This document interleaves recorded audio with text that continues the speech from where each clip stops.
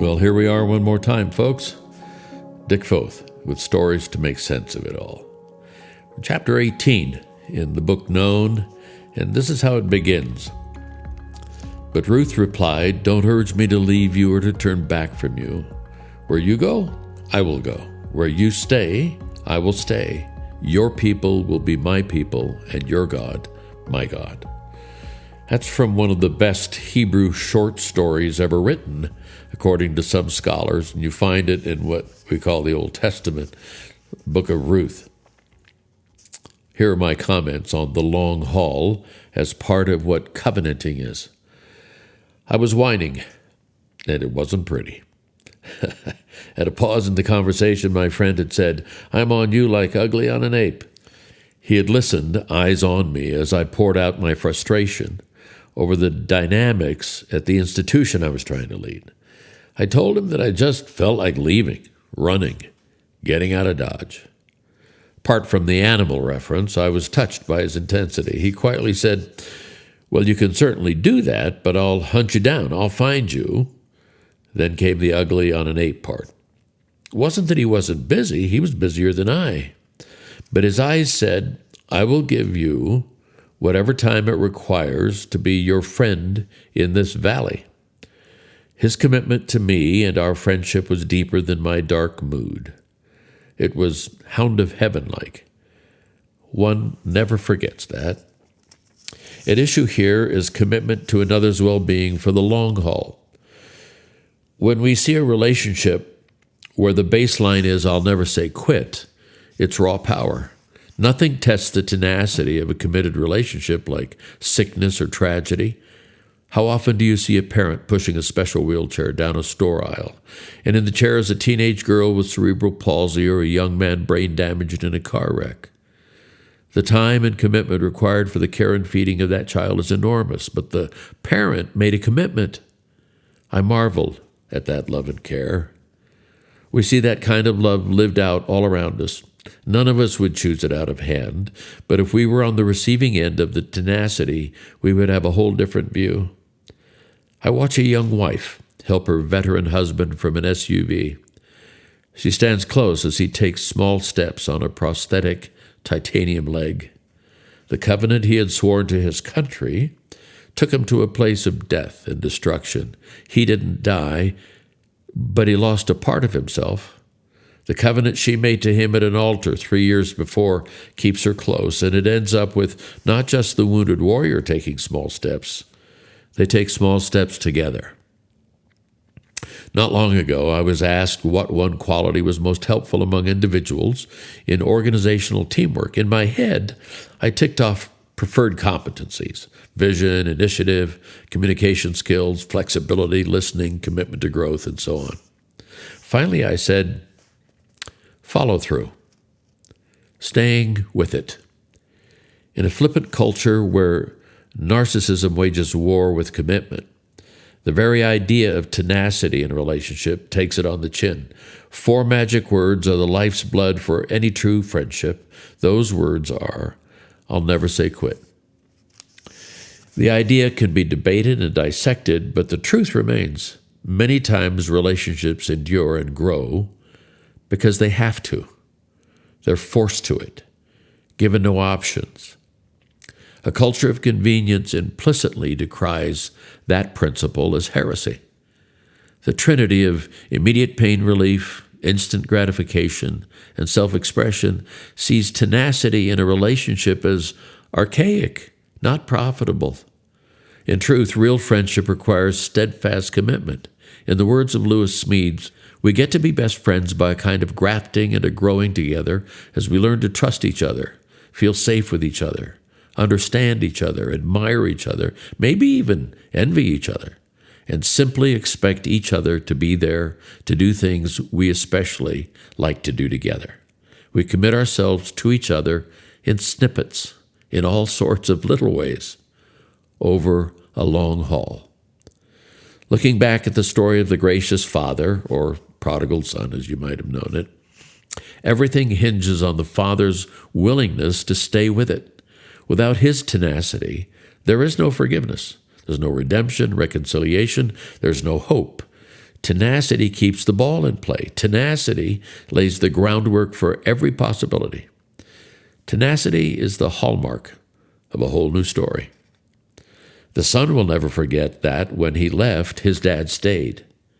When he was lost, the memory of his father's house found him.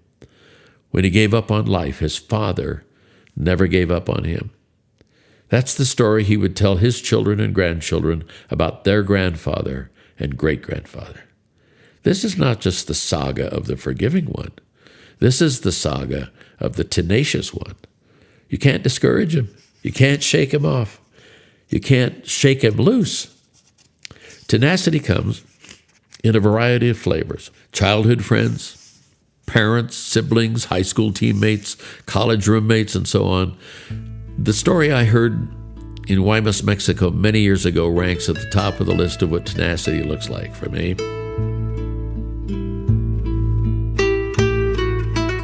You don't just happen upon Guaymas, Mexico. You have to want to go there. Perched on the edge of the state of Sonora, the city sits on the Gulf of California. Christmas of 1965, we went there with a group of high school students to work with kids in the desperately poor barrios. The pastor of the local church we partnered with was a stocky, smiling fellow named Jose Garcia. He was full of joy and compassion, not the same man, we came to find out, that he once was. Jose Garcia was born in Tijuana, Mexico, and in his growing up years he fell into bad company and worse trouble. At the age of 19, he was arrested in Los Angeles and charged with multiple counts of everything from armed robbery to kidnapping. He spent 11 years in California's penal system and ended up in San Quentin. His mother was a believer, a lover of Jesus. She was in no way wealthy, but she scrimped and saved her money so that once a year she could travel to visit Jose. On one visit, Jose asked her, "If your Jesus is so great, why doesn't he get me out of here?" Then he told her not to come again. After 11 years, the authorities deported him. They took him to the border and in so many words said, "If you ever come back here again, we'll put you back in prison and throw away the key." With nowhere to go and at the end of himself, he wandered the streets of Tijuana, finally stumbling into a little church. It was there that the tenacity of his mother and her Lord got him. He gave his life to Jesus and was transformed. That's the Jose I met in Guaymas. The tenacity of a love that would not be put off or pushed away got him. 10 years after that meeting in Guaymas, Jose came for a visit to Urbana, Illinois, where we lived at the time. He was excited to tell us about the halfway house he was building in Mexico, a place for paroled prisoners to find their feet and their way with Jesus at the center of the program. It was a place for second chances. It was a place where the people who helped you wouldn't quit. He recounted to me an incident in Ensenada, Mexico, when he had been invited to participate in a television talk show, along with a businessman and a psychiatrist. They wanted to talk with him about his new life and new work. When the cameras came on, the businessman instantly attacked Jose, saying, "Why don't you tell me about this God you can't see?" Then he pulled a comb from his pocket and said, "I need something I can touch and see, like this." Jose said my knees were knocking together under the table as I thought, "Lord, how am I going to answer this man?" So I just said, "Mister, are you from around here?" He said, "No." I said, "Do you know my story?" He said, "No." I said, "You don't know me. Lots of years ago, I escaped from a jail 2 blocks down the street. I was a madman. They used to call me El Changa the Ape. I spent 11 years in prison for doing some very bad things. But when I got out, I met some people that I thought were crazy. But they pursued me. They said I needed to trust Jesus. And finally I said, why not? I've tried everything else. Jesus changed my life. The man you're talking to now is not the same man who shot a man and escaped from that jail down the street. I looked at that man and said, "Mister, you want to see the love of God? You want to touch it?" Then I extended my arm and said, "Here, touch me." Tenacity grabs us. It carries the possibility of loyalty without obsession. In simplest terms, it says, "I'm not leaving. I'm staying close." Recently, my friend Bob Goff was passing through here and called to see if I was free for lunch. I'm almost always free for lunch, especially with Bob, one of the most creative thinking men I know. Always outside the box, he looks at things from new angles. As we talked, he mentioned that many folks had asked if he would hold them accountable as part of their friendship. Bob's thought was, I just can't do that. I have neither the energy nor inclination to do that. But what I will do is hold you close. That provides its own kind of accountability. Staying close is at the heart of tenacity. In 2013, northern Colorado suffered major damage from another flood of the Big Thompson River that flows from Rocky Mountain National Park down into the high plains where Fort Collins, Windsor, Greeley, Ault, Eaton, and dozens of other smaller farming communities are located. The rescue of residents cut off by floodwaters in the mountains triggered the largest air rescue effort in the United States since Hurricane Katrina. The Red Cross designated Timberline Church in Fort Collins as headquarters. They had space and were willing to help lead the charge in caring for all the displaced families. Hour after hour, Air National Guard's Chinook helicopters landed on the north lawn of the church, ferrying people to safety, more than 1,000 in all. But it wasn't just people. It was extended family members, dogs and cats by the dozens. People were sheltered inside the church while their pets were fed and bedded down in cages in the outside courtyards. Loyalty, devotion, intensity. It was fascinating to see the reciprocity of caring. One other dog story, if you will.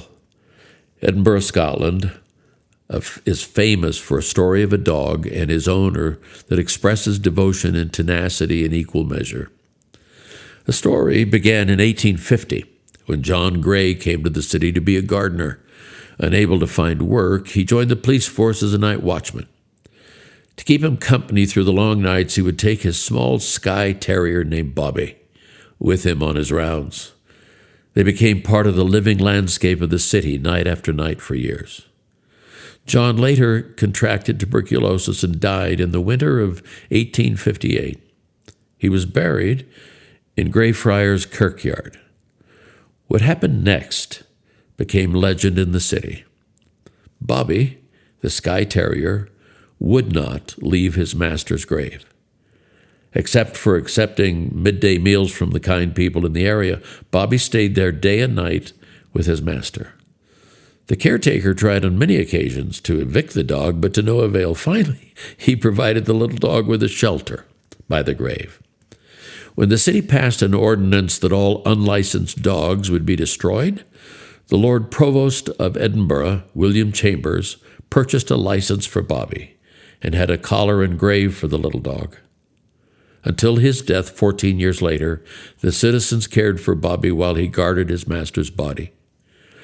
If you walk today to Greyfriars Kirkyard, you can't miss the statue that stands across the street. It's a sculpture of Bobby with these words inscribed on the base. Greyfriars-Bobby died 14th January 1872, age 16 years.